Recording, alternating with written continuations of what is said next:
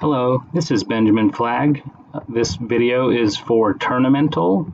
This is the May 2021 version, and this is to demonstrate my swing power meter and golf club selection systems. The first item on my checklist was to create a custom graphic PNG that represents the power meter and club selection HUD visuals. I did that using Paint 3D and Photos and imported it as an asset, converted it to a texture so that I could use it as on the widget blueprint. This is detached from many of the actual functionality, so if this was to be used in the future, they wouldn't actually have to use the visual representation that I included, just in case. Next, I created a UI widget blueprint in UMG to visually represent the power meter and club selection bars. I applied it to the viewport and then made sure it was resized and scaled properly to fit the screen.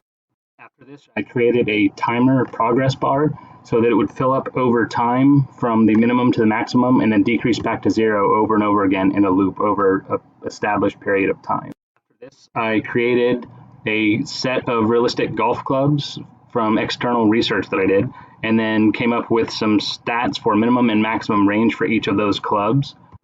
I put these into an array. I then created blueprint code that could access those different data sets. Next, I created input actions for the player. If they hold down the shift key, the bar will start progressing up and move to the maximum and then back down to minimum over a set period of time in a loop. While holding down shift, once the player reaches the power level that they desired, if they press the space bar, it will set and lock in that power. To do this, it actually takes the different ranges. For the driver, for instance, I believe I put 8 to 17 tiles. It takes that number and then applies whatever percentage the bar was at of that range. Once it's set, that potential variable could be used to actually trigger some kind of swing mechanic or even an animation mechanic. Finally, I did implement the actual ability to choose different clubs at different times, again, each with different stats.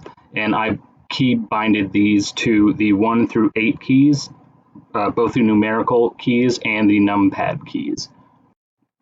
Finally, after the power bar meter is set, it actually does delay for 5 seconds and then resets that, so the player will be ready for the next swing. And that is my swing power meter and golf club selection mechanic. Thank you very much for watching and appreciate your time.